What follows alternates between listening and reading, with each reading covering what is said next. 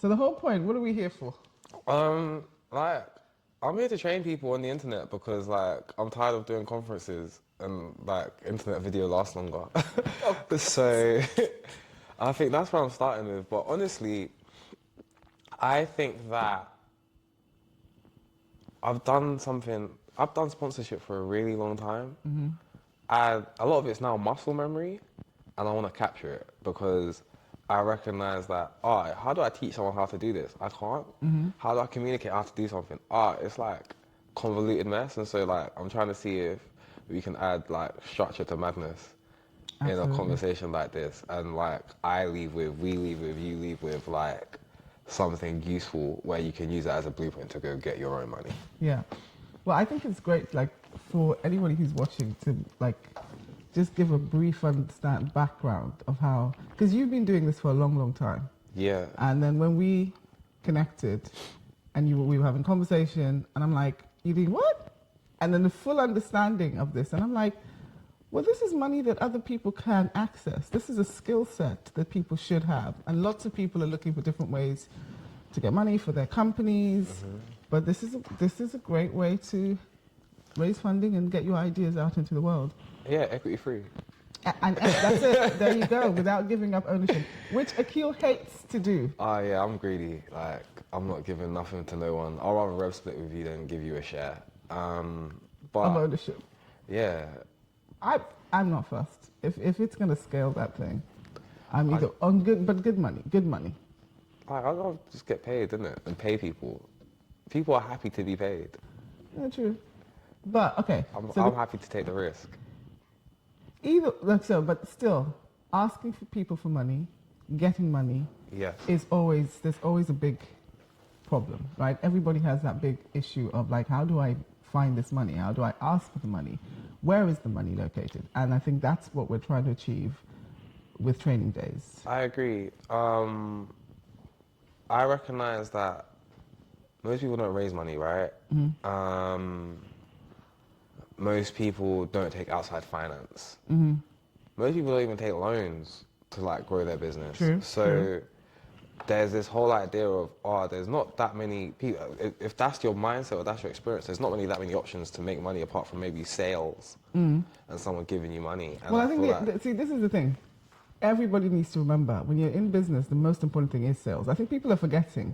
So this is not let me just do this and not do sales. You still have to do sales. This is a sale, by the way. Like, it is a sale. But if you think about sponsorship in any different way, like you are making a sale to someone. Yeah.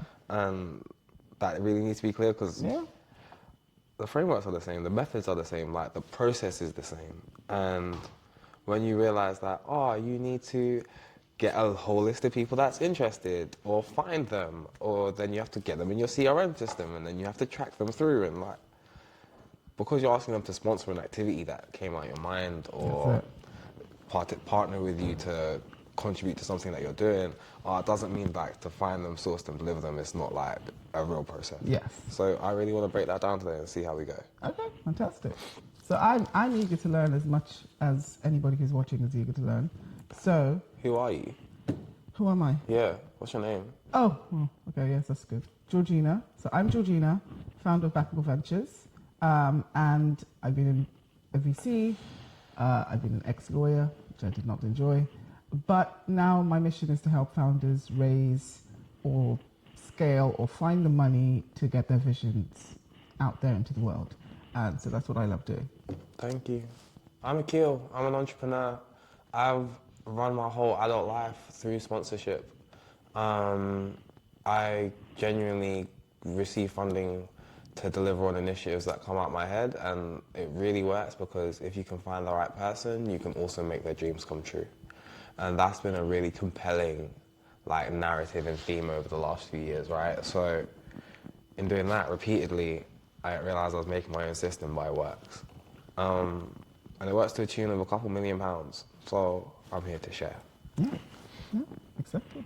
And I'm here to question you. Come Pick your brain till there's nothing left. Vulture. We have to. Come on then. Okay, so first question. What is sponsorship and why should founders or creatives care about it? I think founders and creators care about sponsorship already. Like, I always have this experience where people are like, oh, I'm doing this event and I'm looking for a sponsor. And usually they're saying this like 2 weeks before their event. And it's like unlikely in that situation and context. And I look at them and say, oh, if you wanted sponsorship, you probably had to sort this out like 3 to 6 months ahead of time before you even got in. And so like, okay, timing. But what is sponsorship? Sponsorship is usually when a brand or an organization pay you for exclusive access to an audience. Like, I think that's the simplest way. Sponsorship is when a brand pays for exclusive access to an audience. And so if you are a creative with 1,000 creatives and like you can get a couple hundred people to come to an event, okay, what brands care about creatives that will want to have deep, intimate time with them in a closed-off space where no other brand gets to be speaking apart from them? Those are the interesting moments that I'll try and create again and again and again for organizations. Well, I like that. So basically, just to clarify that, I have to have an audience. So I'm putting myself in the founder's shoes. I have to have an all creative. I have to have an audience. That's a requirement, right? Yeah. I can't just come up with an idea and go straight to a sponsor. You can try. I can't. If you can do it, like if you got the source, try it. But usually you have to have an audience and a track record. Yeah. Okay. And then you're basically acting as a connector. But then, can I just ask? Why can't the brands just go out and advertise for themselves? Why do they need to come to me? Trust. Okay. Like, so there's this thing, right, where brands aren't always trusted. Brands don't be where you're at, like chilling, relaxing, being your whole self. And when the community organizer, the person that usually runs that quote unquote third space, is looking for like some engagement of their community, but also some funding to engage them in the first place, then sponsorship comes up because you can be in a room, brand plus audience, not brand plus outside noise and Instagram and social media and whatever. Nah, intimate brand plus audience. And you can create these experiences where it's just the brand and those people. That's how, and because you're the trusted person that brought everyone to that space, everyone feels comfortable. Everyone lets their guard down. Everyone is finally in the space to be sold to. Okay, I like that. And because it's coming from that community connector, that community organizer, and the brand is just, sprinkling their sauce on the space, facilitating it, making it a possibility, like everyone gives the brand almost a halo effect. Oh, why do they care about me? Oh, they care. Oh, they funded that thing over there, and I had a great time because really it was the community organizer which I trusted, which I was always going to have a great time with. Just funded and sponsored by a brand, and now we put their name on it, we branded it, we put the brand in touch points so that anywhere you look, you go, you be, you recognize that this wouldn't have been possible without that brand experience. Okay. So trust, audience, Access. and access. Okay. So then what makes a good sponsorship opportunity from a brand's perspective?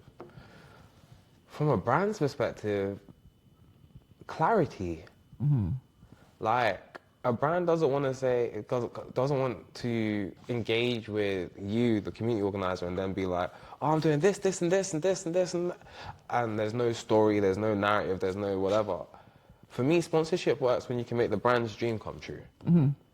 Right? So, public record example. I worked with M&C Saatchi for a really long time. I still do. And when we first got together, their brand tagline was like, home of the creative entrepreneur. And I was wanting to teach entrepreneurs how to build businesses. And so I was like, if you sponsor me to be able to afford to teach this audience for free and give me the space in your building, we can make that dream, that brand dream, home of the creative entrepreneur, real. Because I'll be bringing entrepreneurs in there every Saturday. Like, that will be the reality. Like, I'll be really dream building for you. And they were like, oh my God, that looks good, that feels good, that really resonates with us. And they were in it, right? And that's the clarity I was talking about, right? Where I had something that really met their thing, like, fit like a glove. then for the audience, it was just like, okay, those brand moments I was talking about, right? So I got people from the agency to come and teach, especially on marketing and advertising. We were always in their building. So that anytime people came and said Saturday school, they thought MNC. Okay. And so that, after teaching about 1,000 people in a year, like MNC started to get a community recognition to be like, oh, these people are people that will open their doors to us. Okay. Okay. But then, just before we get to, I've got another question to ask, but just the thing I want to get is, it sounds intangible. It sounds like it's something what's their return? Because then it's not direct money, it's not direct clients necessarily. So for a lot of brands, so sponsorship for me comes out of two buckets, right? Sponsorship can come out of their like environment and social good bucket, but that's been really politicized recently. So there's less and less money available to do the stuff that I do. But when the stuff comes out of the marketing budget, right, it's genuinely about how do I increase the profile of this business? Okay. How do I put this business in front of new audience and new potential customers? And when you can say that you're doing experience and relationship marketing, it's very different from digital marketing, right? So digital marketing, they want millions of impressions and conversions and clicks and so on and so forth. For like experience marketing, it's a little bit more difficult to audit. It's a little bit more difficult to track. And so they're like, okay, how many people did you serve? And what did you serve them with? And what was the experience score? What was the quality of it? What was the quality of their experience? Would they rate it out of 10? Would they refer us to a customer? Did they sign up to this promotional thing that we offered as like a low-hanging fruit and carrot to engage that person, maybe get them from my universe into theirs? Okay. And so those are what people are looking for. Like I'm working with a bank now. We recognize that we want to teach 1,000 people across a year. And how do we count that? We count that in attendees. We count that as one person equals one subscriber on YouTube. Okay. We count that as one phone number in our WhatsApp database counts as an individual. And so there's different ways to count it out, but nonetheless, we're still trying to work out what's the best ways to engage, what's the best ways to connect, that's the contact details, and then what's the best ways to progress that conversation afterwards. Okay. So there's a sense of there is some return that they're getting for this. It doesn't need to be a monetary return because for them it's all about brand trust and brand profile that they're building. The joy of the word sponsorship is a marketing word. Okay. It's a marketing function.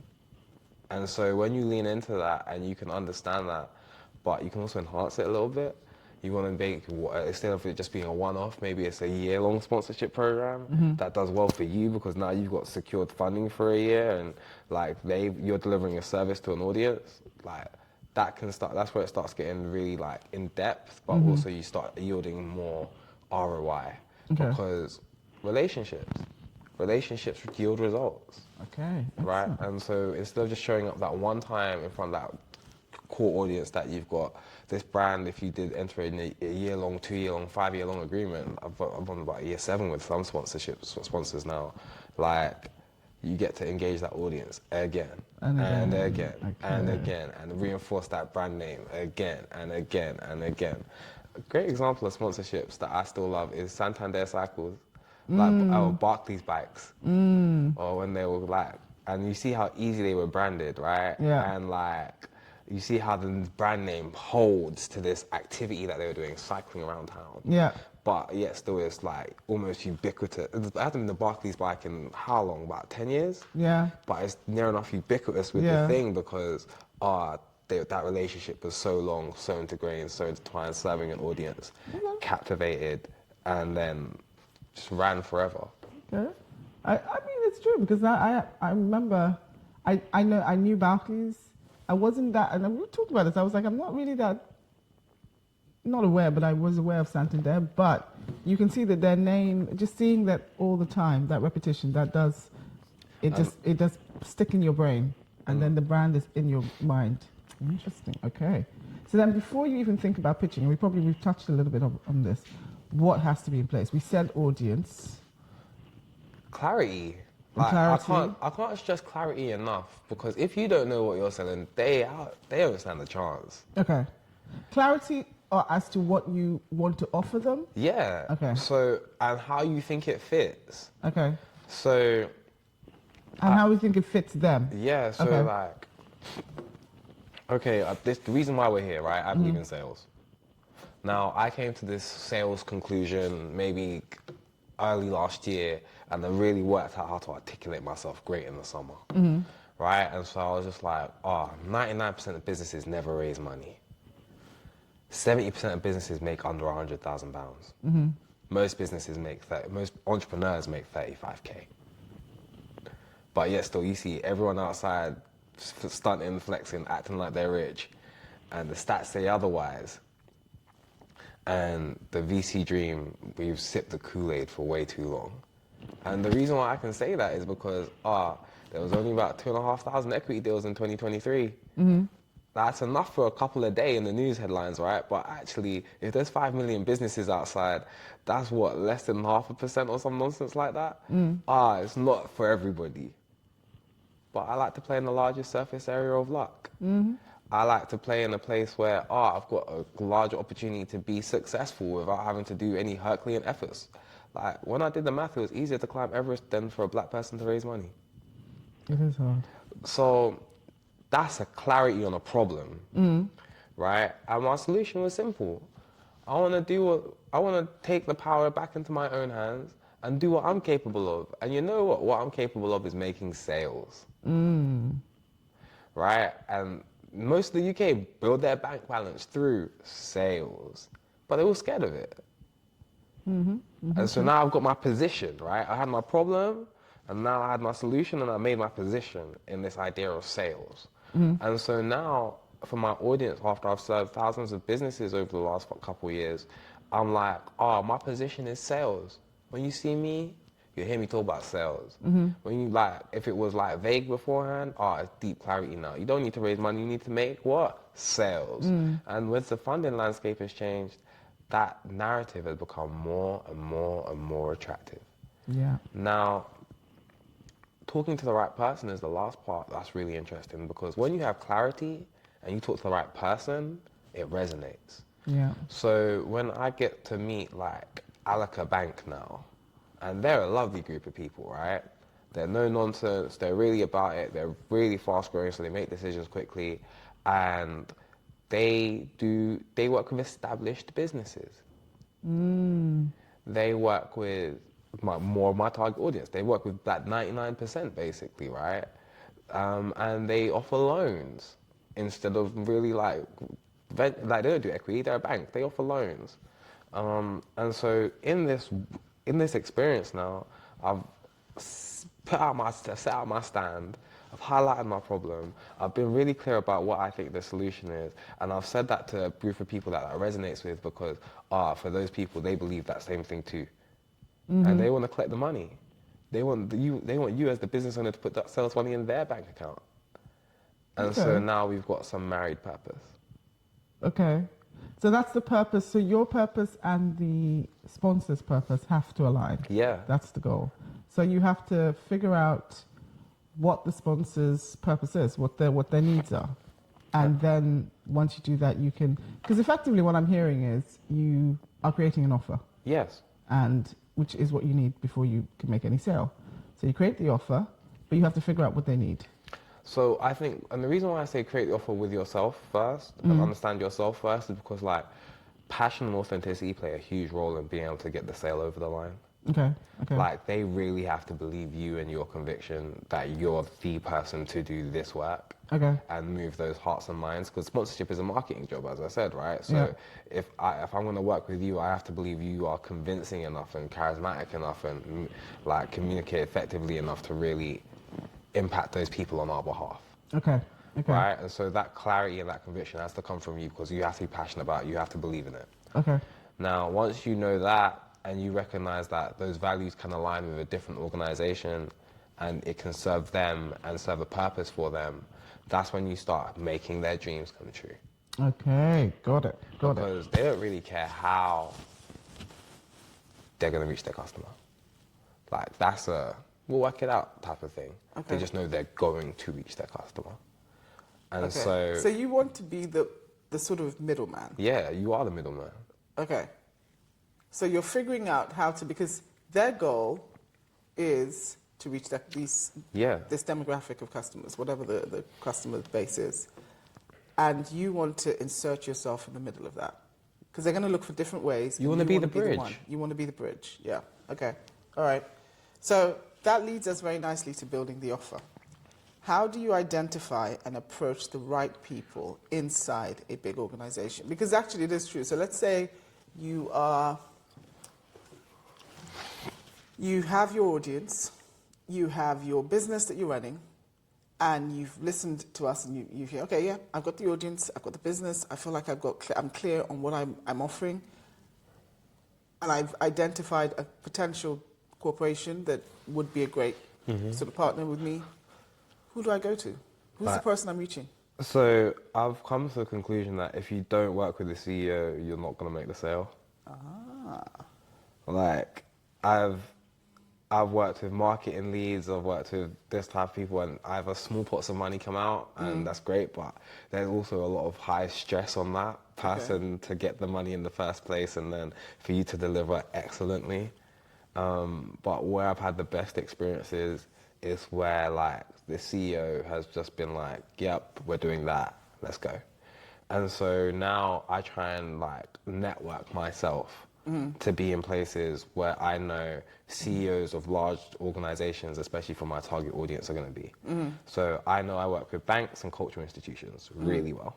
And so, like, if I see a talk out or I see an event out and I know, like, a bank CEO or a bank VP is going to be there, or, like, whatever, I'll pull up because I know that's my target audience. And, like, for me, it's really joyful because those people are, like, put on the flyer, literally. So I know exactly where they're going to be.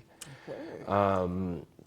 And then I go, and when I get there, I know how to get their attention. Okay. Right, and there's a method to be like in the sea of a couple hundred people and get their attention.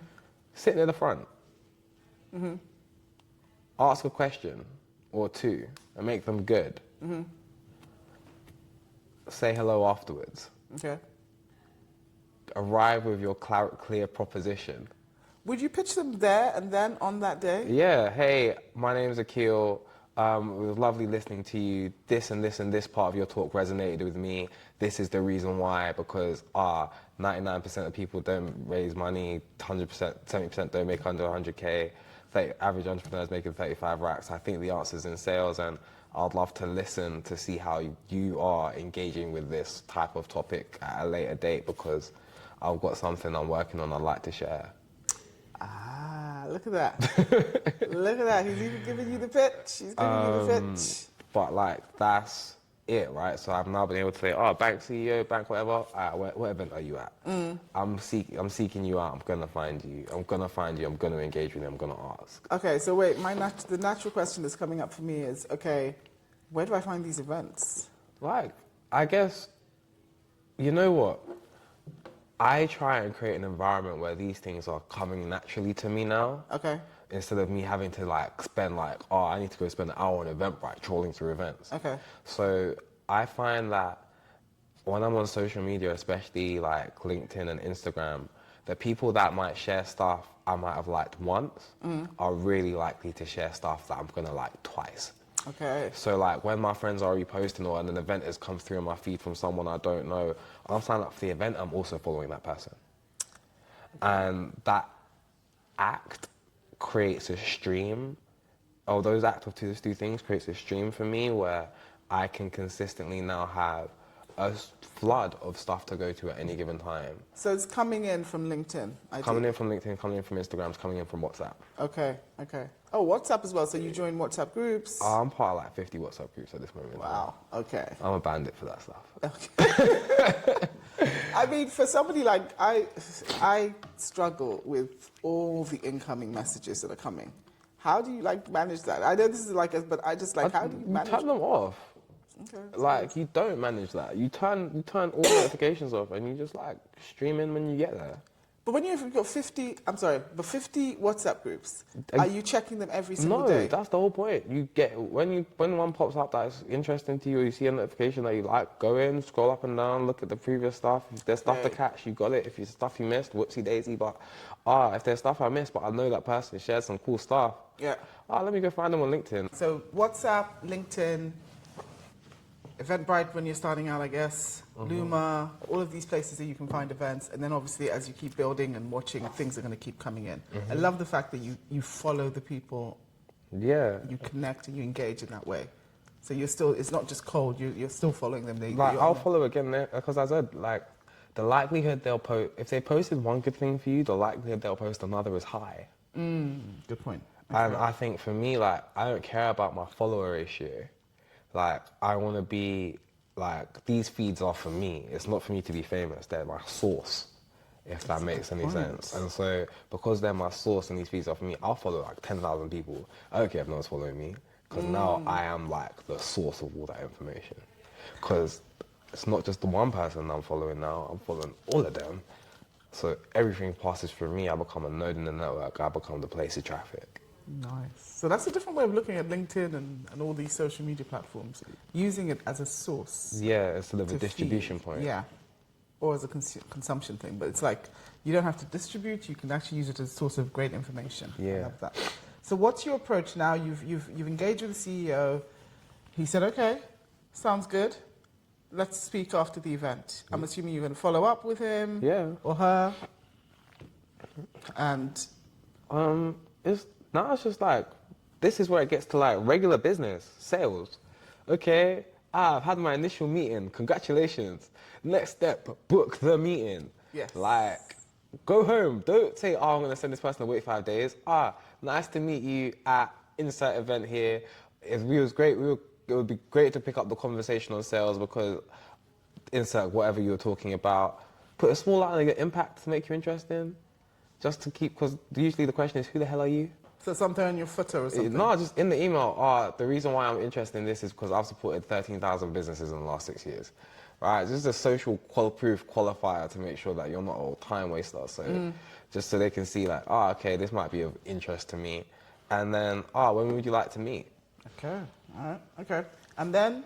And then you book your meeting, you go, you listen. And when you go, you talk on the subject that you were interested in, but listen.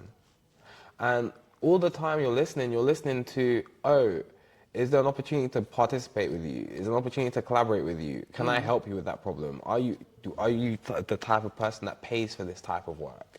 So are there like set questions that you're asking? No. Okay. It's more of a listening exercise. It's more of an exploration.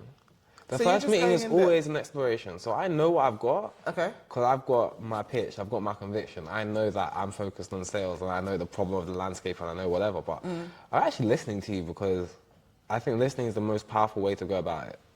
So because I think one of the things I'm with my experience, like founders struggle with going from, and I think it's a lot of people, nearly like a lot of people, until it's like a muscle, right? Going from having that conversation to the ask. So how do you, I'm having a conversation, I can have a conversation with pretty much anyone, but how do I get to this ask? How do I get to the point where I'm like, okay, well, I'm going to send you...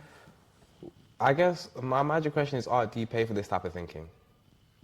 Like, that's one of them. So especially if I'm coming from a consulting practice, like, do you pay for the type of thinking I'm trying to put on the table for you? Okay.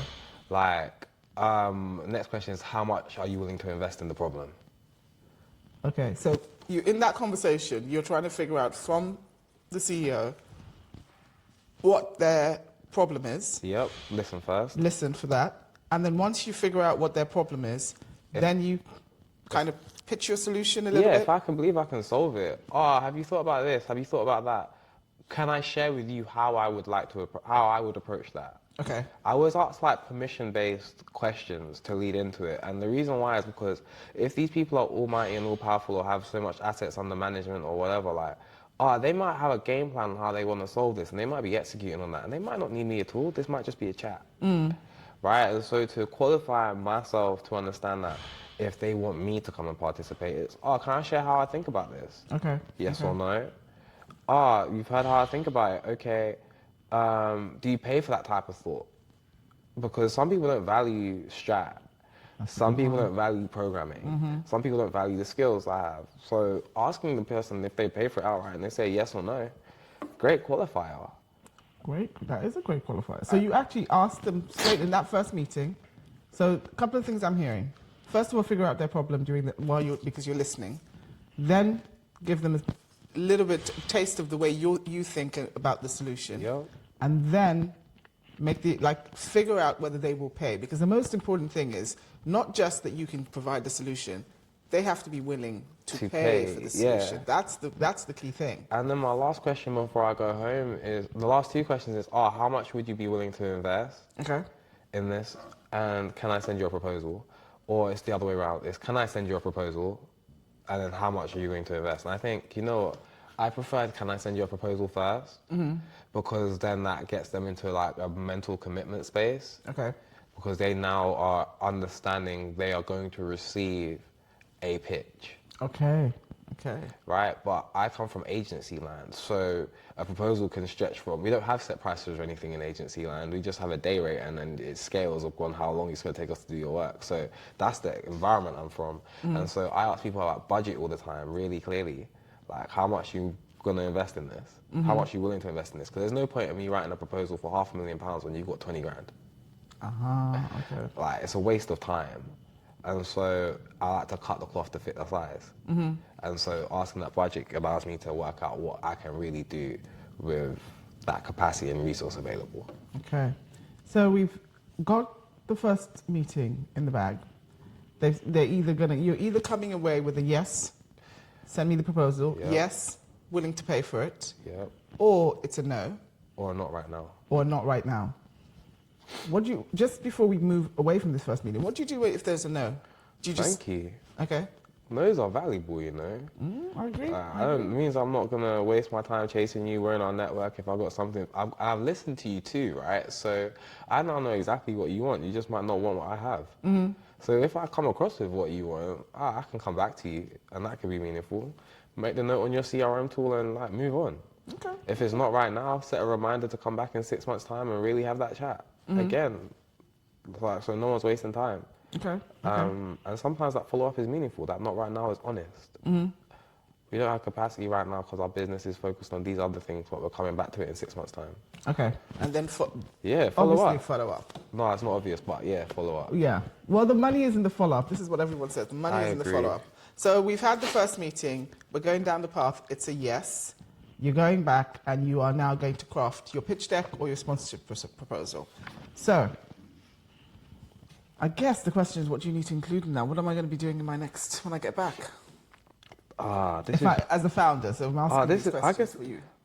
Everyone pitches a little bit different. Okay. And I think I've seen recently, so many decks online being like, I've analyzed 20,000 pitch decks and this is the source, and I'm unsure about all of that. Well, fundraising decks are different. No, they're not. I would say they are. Because you're not pitching market size, you're pitching you and your audience. I agree. So actually, the decks that we have to do to propose actual business is a lot, I think, hard. So how do I describe? Business proposal decks, I think, and fundraising decks are similar, very similar, but without the tam, sam, and som, that's basically it. Yeah. Right, because you still have to tell the person the problem, you still have to tell them how you're going to solve it, you still have to tell them the team, you still have to tell them how much it costs, you still have to tell them the roadmap together. Okay. So I guess those are basics, right? Yeah. But I think how people visually communicate is interesting. I think infographic is so important here. I think drawings and diagram are so important here because it's a deck. People are literally flicking through them like picture cards. Yeah. And so please lean into that behavior. So can I show can I show a Venn diagram of my values and your values and where our values cross over? Can I show you can I show you a roadmap to say this is stage 1, 2, 3, 4, and 5? Can I give you a visual process about how I'm going to execute on the problem? Can I put a slide with 13,000 on it to just go and make you feel the fact that I've got enough reach to solve your problem? Okay. it's really interesting, but like visual, like psychology plays a huge role when you're pitching because you're not there, but this piece of paper has to do all the talking for you. It has to do the selling for And you. so how clear can you make it again, and how emotive can you make it? And Yeah. that's why making a deck is such a task. But once you got a template, I'll stick to it, please. Like once you got a format, stick to it, because like that means you debunked all that work already. So I guess the first deck is always the hardest. Yeah, every and then time. after that, Yeah. it gets easier. Okay. All right. So. But also go pitch your presentation after you've sent it in. So after I send my proposal in, right, because usually send it by email. I'm trying to say, I'll send it in by email, but then I'll be like, can I come and present this to you? Because that present is where you get the detail. Okay. Where you get the parts they might have missed, the nuance, and you get to listen and see their response. Okay. And fill the questions. So never just sit there and communicate. Just say, okay, send it, but get the second meeting. Yeah, and I'm always sending a text message too. Like, if I send you a proposal, I'll be like, hey, lovely to meet you, proposal in your inbox. And so like, I'll catch in touch points because I'm trying to be in your world and I'm trying to build that relationship with you so that you know I'm trustworthy, I'll show up and I'll deliver. Okay. All right. So I will say one thing that I know for fundraising, founders struggle with that ask. So you've done the stuff you want to talk about, the problem, the solution. You still have to put a money ask in there. But you asked for the budget. So in this scenario, you would have budgeted out what you want to do, what the solution is, how much it's going to cost, and then. Yeah, because you got all that out in the first meeting. Okay. In the first. What? No, have you asked? Did you make number talk? So first meeting, I'm listening to you, right? I'm asking you, are you willing to hear my opinion? I'm asking you, do you pay for that type of thinking? I'm asking you, do you want to receive a proposal? And in that last question in the first meeting is, how much are you willing to pay for it? How much are you willing to invest in the problem? Okay. That's the question of budget. So it might not sound like it, okay. but how much are you willing to invest in the problem is the budget question. So what they say is what you are going to build around. Right. Okay. All right. And so when I'm sending you a proposal, I'm sending you a proposal based on what we talked about. I'm not trying to send you anything new. Okay. All right. Okay. So that's a good. Match that up. Yeah. So don't go and send, because but you wouldn't go home and go like, okay, well, it's going to cost. Let's say they said, well, we're willing to spend about 100K. Great. You're not going to go home and say, well, this is what it's going to cost 500K to do something. If you do, that's fine, but you might not be successful. Okay. So try to tailor it. Try to listen. Okay. Well, that's true. Same thing as pitching, like still try to listen and tailor. Although I guess, well, when you're fundraising, you can ask for a bit more. But okay, so can you take us behind the scenes of a sponsorship deal that you've landed and that taught you something important? That taught me something important. All right, so the lesson is time kills deals. Full stop. Okay. And so there are times where I have been slow to I've had the initial meeting, everyone's hot and heavy, everyone's happy to meet each other, great. Then I've been slow with the proposal. Okay. Then they're slow with their response. Then they're slow with then you go back to them, hey, how you doing? But now you're less of a priority. Okay. And now you're less of a priority, the deal fizzles out and after 6 months and you don't get to do the thing. Have you ever been able to get it back? No. Why? Time kills deals. Time kills deals. So speed. Speed of execution. Like, especially when you've just met someone. Like, the Alaka deal we got in within like 2.5 months. Okay. And to secure a 6-figure deal in 2.5 months of never knowing the person means that their psychology has to be like ready to commit before they even knew me. Okay. Right, and so that's just them. They move fast. They ask questions. They move fast, right?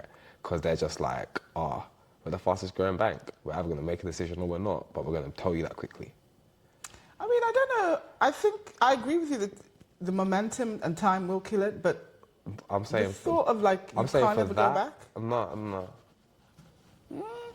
Like, things might come back around, but I've not seen anyone come back. Even when you followed up? Yeah, because like it's just the moment's gone. Oh, okay. Like, I think there's a serendipity factor that for some of this stuff that is really real. But then would you agree with the thought that, okay, if time has killed that deal, there's still plenty more efficiency. Yeah. For me, like, anytime anyone's thinking about sponsorship, my first question is, who cares? Right? And I don't ask that in like a rude way. Like, it's not that, oh, you're going to do a nice thing in the world and I'm saying no one cares. Like, who cares is like actually the most central question, because, oh, you can write a roster of that type of stuff. Like, oh, I think this brand and this brand and this brand and this brand and this brand will be nice. And everyone's got a dream roster of people that they want to work with, right? So that is the list you go back to. Because then the mission is the same, okay? Find the most senior person you can find. Go be in front of them. Go say hello. Go book a meeting. Go be intentional. And the cycle continues. Okay. And time kills deals. That's one part of how you lose a deal. But then you get rejection. How do you deal with rejection? And what have you learnt from it? Firstly, say thank you. Secondly, take them to lunch anyway. Okay. And ask why. Okay. Like, give it a month or two. Like, give it some space. Yeah. But then actually go ask why. Okay. Like, I think one of the best pieces of advice I ever got was from like a guy called Jeremy Sinclair. It was like, go interview your clients. And go interview the ones that didn't take you as well, because like you then start to work out where you're really like shooting yourself in the foot, and you start to work out where people really resonate with you. I have to agree with that, because one of the things that I feel for when I'm helping or coaching founders who are fundraising, feedback. Feedback is so important, even when they actually, especially when they say no, because the best founders or people, the best salespeople know how to iterate and use that. So it's really interesting. Like, there's two pieces of feedback. One, I met someone recently that was meant to fund me in 2022, and they said no, right? And the reason why they said no is because they were like, the level of emotional vulnerability you demonstrated, we know we asked for that, but we didn't feel safe that your money would be all right. I was like, wow, thank you. Okay. Also, many deep breaths, because they were like, it's a safe space, so I felt small tricked, but okay, thank you. I asked the client that I work with today, like on Monday, why they feel it was okay to work with me and do the deal so quick, and they were like, we felt safe.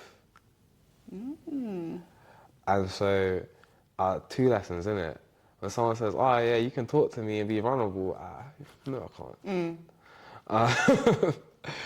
Also, I make people feel safe. Let me lean into that in terms of how I deliver. Okay. Let me play that up in my brand delivery. Let me play that up in my service delivery, so that people can start paying a premium for safety. Okay. How do you? I guess it's difficult but how do you achieve that safety? How do you, especially for early days? Like, obviously now you've got that credibility. You've been doing this for such a long time. You've got the data to show it. You've got the results. For somebody who's starting from the beginning, how you show up, right? So, I might not know you, but like, if you show up on time every time, that builds a trust. If you send that email and you say you're going to send it, that builds a trust. Like, so those small touch points when you're like meeting someone and getting to know them and working with them, like, all those are trust building moments. Yeah. Okay. And that will give someone the opportunity to say, I think this guy's all right anyway. Okay. I love that. So we've talked about how do you sustain the relationship after the check clears? Go visit, go hang out. Yeah. Like, I think I try and spend a lot of time with my clients. Like, I'll go live with you. You'll give me a key to your office and I'll be there every couple of weeks. Like, you'll see me. Visibility, again, is a trust building exercise, because when they keep seeing you, they be like, that person's around, that person's doing something. Just for visibility, that person's doing something, right?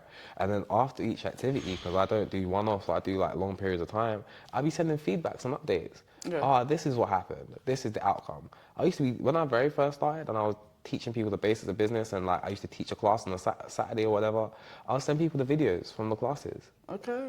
And so that means that, he's spending my money well. Again, the trust. And so when it comes down to the next year and you've been successful or reasonably successful, you hit most of your goal, they're like, we'll recommit. You feel safe. You look good. You did well. And you took me through the whole story. Okay.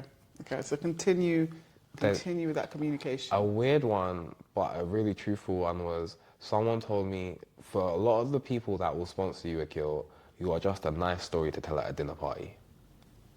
Okay. And I didn't take that personal. I took that as insight. And so I was like, okay, let me make this person the best dinner party storyteller ever. Nice. And you know how people at dinner party are like, oh, look at my phone, here's the picture, and here's the thing. Yeah, let me make sure that their WhatsApp is filled with all the assets to be able to do that well. Nice. And so, like, that has, yeah, I've had relationships with some organizations for 6 or 7 years now, and, like, we do that. So do you, even when, after, let's say you've done the sponsorship deal is for 12 months and the 12 months is up, Yeah. you would still keep... So I'm trying to get you in the renewal, like, from month 6. Okay. Okay. So renewal starts at month 6. Okay. And so ever since, like, and to be honest, I'm sending you pictures after every event anyway. Okay. And so now, like, that's your foundation. The renewal conversations can be like, oh, how did you feel about this year? Okay. What's your vision for next year? All right. Where do you want to go? What do you want to do? Who do you want to serve? How do you see this playing a role in that? Do you think this needs to pivot a little bit? Okay. And just listen. And okay. And so then it's like, after it gets to about month 7 or 8, you'd be like, oh, I'd like to book a meeting in month 9 to talk about the re-go of the contract. And so now you know between month 7 and month 9, go really hard. Yeah.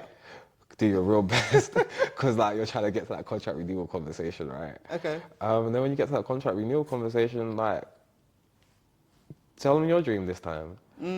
I see this going over here. I see us really improving on this thing. I see us really trying to do that part. And they're already bought into you. They're a couple grand deep playing money on your name already, right? So it's now, there's a trust there if you delivered really well. And so now the final question is, does the next year support their goal or not? And you just give them the space to tweak it and give some feedback, and you go take the money. Because usually once you're in, the only thing that will get you out is poor performance or budget. Okay. Okay. And like, it's really interesting with sponsorship. Once you got locked in with an organization to be sponsored by them, like, they'll shun everyone else. And because like there's no real frameworks for this, you could lock in for 10 years. Nice. Okay. So this is a long-term funding source that you can actually work. So I guess one of my last questions is, what are some of the overlooked sponsorship opportunities that most people miss? There's no place, it's not like procurement, right? So there's not like one central place where people are like, oh yeah, I want to be a sponsor. And so the stuff that you can do within your control is like, capture your audience contact details. Like, know their demographics, know who they are. Because that's what you're selling most of the time. And if you don't know that stuff, like, what are you selling? Like, I know most of my audience is black women, like 26 to 41, like, who are building a business. Like, I need to know that, because if I don't, it's hard to sell what that audience does. So that's the first things you can do within your control. The second thing is, like, what's the brand's dream and mission? Are you speaking to that? Because if you're not really helping us achieve the thing. You're just doing your thing and putting our name by it. And we only want to go in one direction. And so can you help the brand go in the direction they're going in? Like, you can marry those things together, then you've got a good platform to make a sale. Fantastic. Okay. Well, I think we can wrap it up. That was it? Yeah.